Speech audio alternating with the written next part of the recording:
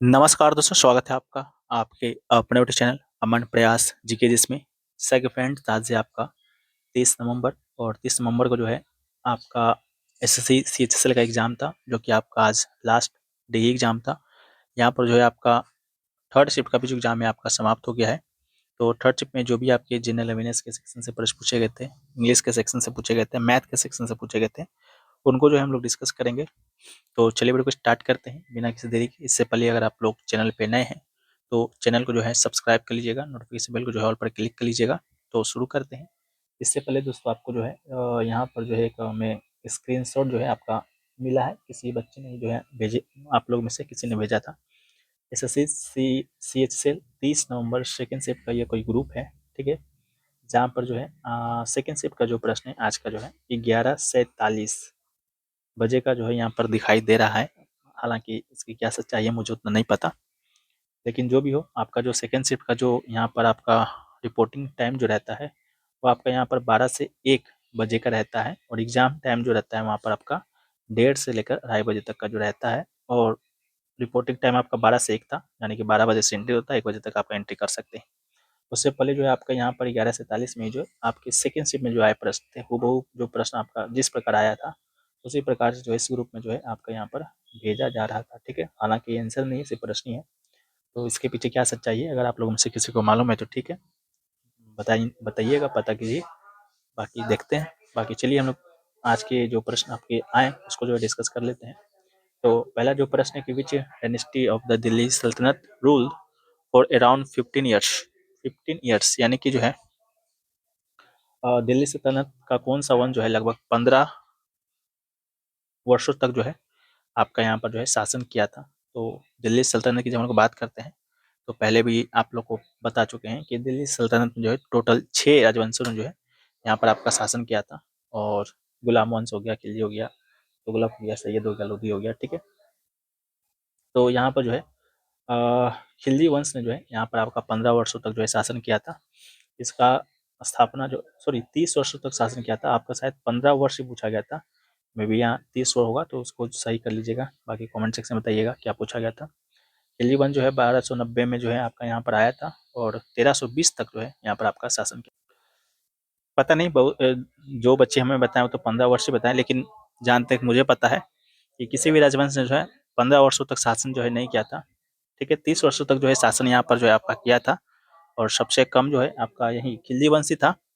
जैसा कि आपको पता है कि 5 वंशों, 6 उस समय बोल दिए थे, 5 राजवंशों ने शासन किया था, ठीक है। पहला जो है आपका यहाँ पर गुलाम वंश था। गुलाम वंश की बात करेंगे तो इसने जो है 1206 से 1290 तक जो है शासन किया था। ये जो है आपका लगभग 84 वर्ष तक शासन किया था। फिर जो है आपका एक खिलजी वंश आया जो कि 1290 से 1320 तक किया, जो कि 30 वर्षों तक शासन किया। फिर जो है आपका यहाँ पर तुगलक वंश आता है जो कि 1320 से 1414 तक शासन किया था, लगभग 94 वर्ष तक किया था। सैयद जो वंश है यहाँ पर आपका 1414 से 1451 तक जो है 37 वर्षों तक जो है शासन किया था। और लोधी वंश जो है 1491 से 1526 तक जो है ना आपका 75 वर्षों तक जो है शासन किया था, ठीक है। तो एग्जैक्ट जो है 30 वर्षों तक 15 वर्षों तक शासन जो है किसी वंश ने नहीं किया था। बाकी आप लोग में से जो भी एग्जाम देकर आ रहे हैं कमेंट सेक्शन में बताइएगा इससे रिलेटेड क्या जो है आपके प्रश्न जो है देखने गए थे, देखे गए थे। बाकी वीडियो में आगे बढ़ते हैं, उससे पहले दोस्तों आपको बताते हुए चलें कि जैसा कि आपका एग्जाम जो है सीएचएसएल का जो है समाप्त हो गया है, लेकिन ऐसा नहीं है कि आपका सीएचएसएल का एग्जाम अंतिम एग्जाम था। आगे आने वाले दिनों में जो है बहुत एग्जाम है, जेई का है, एमटीएस का है, दिल्ली पुलिस का है, सीपीओ का है, ठीक है। तो उन सभी एग्जामों के लिए अगर एसएससी सीएचएसएल में जो है अभी तक के जितने भी शिफ्टों में एग्जाम कंडक्ट हो चुके हैं, हालांकि आंसर की तो अभी आपका आना नहीं है, लगभग 1 महीना का समय तो यहाँ से लगना है, लेकिन 1 महीना में जो है आपके सारे एग्जाम कंडक्ट हो जाएंगे।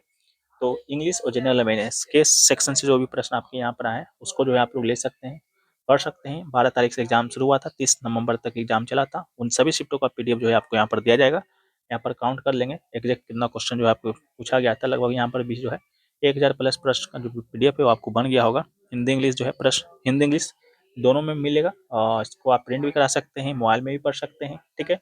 इसका जो प्राइस है आपका 25 रुपये है। 25 रुपये में से आप ले सकते हैं। व्हाट्सएप नंबर हमारा दिया गया है, इस व्हाट्सएप नंबर पर संपर्क करके इस वीडियो को ले सकते हैं। लेकिन अगर आप चाहते हैं कि हमारे पास और समय है, उसमें थोड़ा सा मजबूती प्रदान करें जनरल अवेयरनेस के सेक्शन में, तो एसएससी सीजीएल का जो एग्जाम कंडक्ट हुआ था यहाँ पर आपका 46 शिफ्टों में जिसमें तकरीबन जो है 1000 प्लस 1000 से ज़्यादा जनरल अवेयरनेस के प्रश्न जो है वहाँ पर पूछे गए थे। तो उसका पीडीएफ जो है ये आपका आंसर की से जो है अपडेटेड पीडीएफ बनाया गया है, आंसर की से ही बनाया गया है। तो इसको भी ले सकते हैं। इसका जो प्राइस है आपका 49 रुपये है, लेकिन इस पीडीएफ को लेते हैं एसएससी सीजीएल का, तो एसएससी सीएचएसएल का जो पीडीएफ है आपको यहाँ पर फ्री दिया जाएगा। ठीक है, तो सीएचएसएल का लेना है तो आप व्हाट्सएप पे संपर्क कर लीजिएगा। लेकिन अगर आपको सीजीएल का लेना है और सीएचएसएल दोनों का लेना है तो लिंक आपको डिस्क्रिप्शन में और कमेंट सेक्शन में जो है पिन के मिल जाएगा, वहाँ से आप लोग सीधे जो है रिडायरेक्ट हो सकते हैं और वहाँ पर जो है आप वहाँ पर बता सकते हैं कि आपको कौन सा चाहिए। ये आपका डेमो रहा, इसी प्रकार से जो है आपको इंग्लिश में भी जो है यहाँ पर देखने को मिल जाएगा। नेक्स्ट क्वेश्चन है कि how many medals did Tamil Nadu win in the national games 2025, यानी कि तमिलनाडु ने जो है राष्ट्रीय खेलों में 2025 में जो है कुल कितने पदक जो है जीते थे। तो राष्ट्रीय खेल 2025 में जो है तमिलनाडु ने जो है कुल 92 पदक जो है अपने नाम किया था, जिसमें से 68 पदक जो है स्वर्ण था, 26 जो है रजत था और 27 जो है आपका कांस्य पदक था। ठीक है, तो इसको देख लीजिएगा, ये भी प्रश्न आपके एग्जाम में आया। अगला है कि Gandhi Sagar sanctuary is located on which state, यानी गांधी सागर अभ्यारण्य जो है किस राज्य में जो है स्थित है, ये प्रश्न पूछा गया था। तो गांधी सागर अभ्यारण्य जो है आपका मध्य प्रदेश में मंदसौर और नीमच जिलों के उत्तरी सीमा पर स्थित है, एक वन्यजीव अभ्यारण्य है। तो मध्य प्रदेश जो है इसका आपका राइट आंसर हो जाएगा। इसके अलावा चंबल नदी अभ्यारण्य से होकर जो गुजरती है और इसे दो भागों में जो है विभाजित करती है।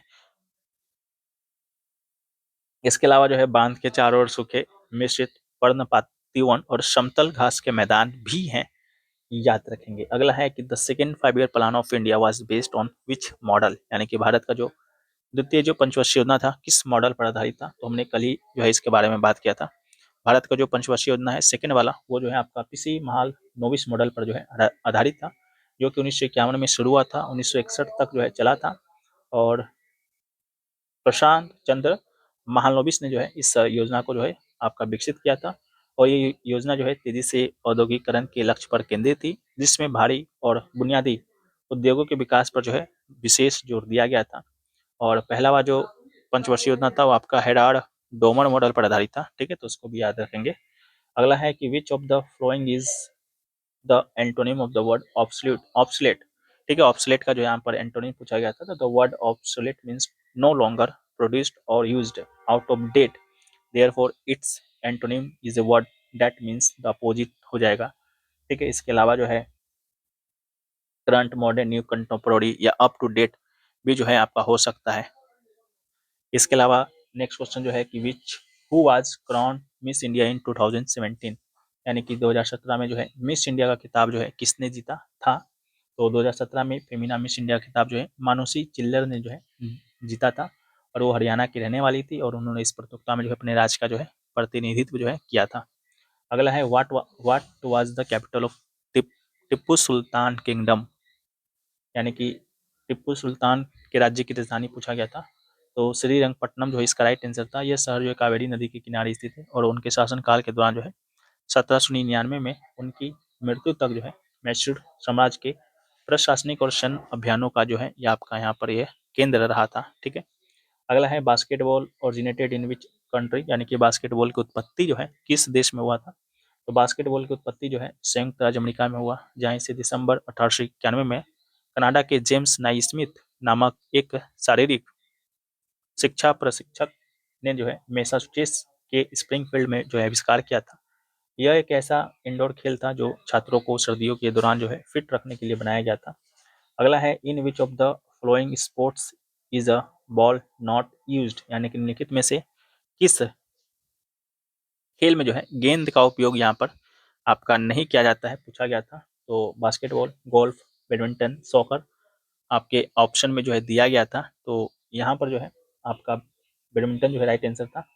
बैडमिंटन में जो है गेंद का उपयोग यहाँ पर नहीं होता है, और बास्केटबॉल हो गया, गोल्फ हो गया, सॉकर हो गया, उसमें जो है गेंद का उपयोग किया जाता है। बास्केटबॉल में एक बड़ी गेंद का, गोल्फ में जो है एक छोटी गेंद का, बैडमिंटन में जो है आपका शटल को क्या चिड़िया का उपयोग किया जाता है, ना कि गेंद का। ठीक है, अगला है कि article 2 of the Indian constitution deal with the which provision, यानी कि भारतीय संविधान का अनुच्छेद 2 जो है वो आपका किससे संबंधित है। तो अनुच्छेद 2 की जब हम लोग बात करते हैं भारतीय संविधान का, तो वो जो है संसद को ये अधिकार देता है कि वो भारत संघ में जो है नए राज्यों को शामिल कर सके, उनकी स्थापना कर सके, यह उन क्षेत्रों पर लागू होता है जो पहले भारत का हिस्सा नहीं थे।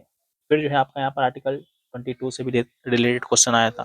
तो article 22 of the Indian constitution is related to what, ठीक है, यानी भारतीय संविधान का अनुच्छेद 22 किस मामले से संबंधित है।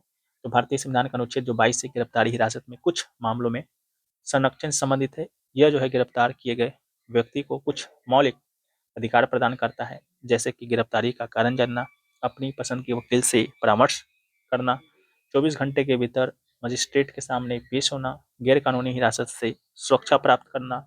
यह निवारक निरोध के मामले से भी संबंधित है, जिसमें जो है व्यक्तियों को अपराध करने से रोकने के लिए जो है हिरासत में जो है आपका यहाँ पर लिया जाता है। अगला है article 13 of the Indian constitution provide right to which group, यानी कि भारतीय संविधान का अनुच्छेद 30 किस समूह को अधिकार प्रदान करता है। तो भारतीय संविधान का अनुच्छेद 30 जो है धार्मिक और भाषाई उनकी पसंद, ठीक है, भारतीय संविधान का अनुच्छेद 30 जो है धार्मिक और भाषाई अल्पसंख्यकों को उनकी पसंद के शैक्षणिक संस्थानों की स्थापना प्रशासन करने का अधिकार प्रदान करता है। यह अनुच्छेद जो है सुनिश्चित करता है कि अल्पसंख्यक समुदाय जो है अपनी संस्कृति और भाषा को बढ़ावा देने के लिए जो है शिक्षा के माध्यम से अपनी परंपराओं को जो है बनाए रख सकेंगे। अगला है कि what is the correct spelling of the word committee, ठीक है, कमिटी का जो है करेक्ट स्पेल्ड पूछा गया था, तो COMMI जो है इसका आपका राइट आंसर था। अगला है what is the synonym of the word obsolete, ठीक है, इसका एंटोनिम आया था जिसकी चर्चा हम लोग कर चुके हैं। ऑब्सोलेट का जो एंटोनिम होता है आपका कंटेम्पोररी जो होता है, यही शायद आपका ऑप्शन में था, लेकिन इसके सिनोनिम्स की बात करते हैं तो आउटडेटेड हो जाएगा, एंटीक्यूटेड हो जाएगा, ठीक है, इसके अलावा डिफंक्ट हो जाएगा। ये सभी जो है आपका सिनोनिम्स में होता है। अगला है select the word that is opposite meaning antonym to the word given below. Mirage, mirage का शायद आपका एंटोनिम्स पूछा गया था, तो the word mirage is used to mean a optical illusion caused by atmospheric condition, especially the appearance of a sheet of water in a desert or on a hot road caused by the refraction of light from the sky by heated air, ठीक है।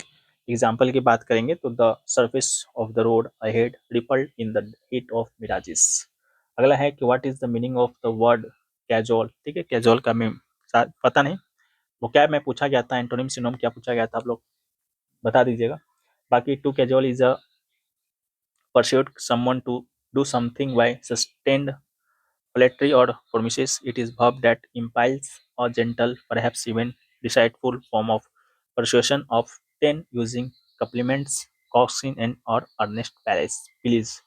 अगला है यहाँ पर math का कि what will the compound interest on 2000 at the rate of 10% per annum of for 1 year, यानी कि 2000 पर 10% वार्षिक दर से जो है एक वर्ष का जो है चक्रवृद्धि ब्याज जो है आपका यहाँ पर कितना होगा, ये क्वेश्चन जो है पूछा गया था, ठीक है। तो इसका राइट आंसर जो है 200 रुपया जो है हो जाएगा, ठीक है। तो अभी तक जो है हमें इतने ही प्रश्न जो है मिले हैं, बाकी आप लोग को जो है एक हम बेस दे दिए हैं, बाकी जो भी लोग एग्जाम देकर आए हैं अपने से डिस्कस कर लीजिएगा और कौन कौन से प्रश्न जो है आपके एग्जाम में देखे गए थे, ठीक है। लास्ट स्टेप था, वीडियो बनाने का तो मन ऐसे भी नहीं करता है, फिर भी जो है क्वेश्चन आए थे तो बना दिए, बाकी आप लोग जो है डिस्कस कर लीजिएगा। और SSC CHCL का जो PDF लेना चाहते हैं तो व्हाट्सएप पे संपर्क कर लीजिएगा। अगर CGL CHCL दोनों का लेना चाहते हैं जो कि 49 में ही मिलेगा, तो लिंक पर क्लिक करके जो है आप लोग बाय कर लीजिएगा। बाकी जो है इस स्क्रीनशॉट का क्या सच्चाई है थोड़ा सा आप लोग जो है पता कीजिएगा, ठीक है। कि जब रिपोर्टिंग टाइम 12 से 1 था तो 11 से 40 या उससे पहले जो है प्रश्न जो है कैसे किसी, ये शायद आपका किसी प्राइवेट ग्रुप है वहाँ पर जो है तैर रहा था, ठीक है। बाकी चलिए वीडियो को यहीं पर समाप्त करते हैं। वीडियो पसंद आए वीडियो को लाइक कर दीजिए, चैनल पे नए चैनल को सब्सक्राइब कर दीजिए। मिलते हैं नए वीडियो में, जब तक के लिए जय हिंद फ्रेंड्स, धन्यवाद।